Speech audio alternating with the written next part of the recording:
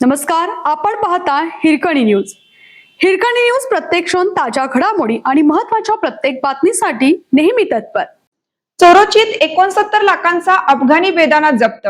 चोरोची तालुका कवटेमहांकाळ येथील एका बेदाणा प्रक्रिया केंद्रावर अन्न व औषध प्रशासनाने छापा टाकून अफगाणिस्तानातून आयात केलेला 26,006 किलो सुमारे 26 टन बेदाणा जप्त केला. त्याची किंमत 69,17,596 रुपये आहे. महाराष्ट्र राज्य द्राक्ष बागायतदार संघाने चोरोची येथील या केंद्राला अचानक भेट देऊन आयात केलेला बेदाणा पकडला होता.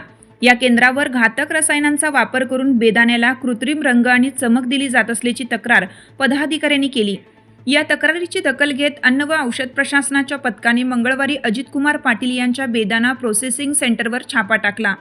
यावेळी मशिनरीच्या सहाय्याने बेदाण्याची ग्रेडिंग आणि पॅकिंग सुरू असल्याचे आढळले.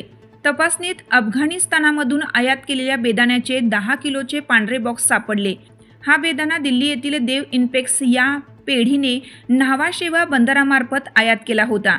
मालगाव तालुका मिरज येथील कोल्ड स्टोरेजमधून हा साठा चोरोची येथील विनापरवाना केंद्रावर प्रक्रियेसाठी पाठवण्यात आला होता.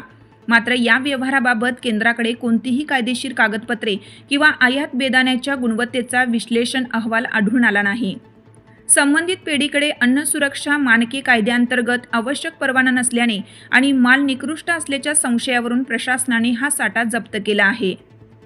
आपल्या हिरकणी न्यूज चॅनलला लाईक करा, शेअर करा आणि सबस्क्राईब करायला विसरू नका आणि रहा अपडेट.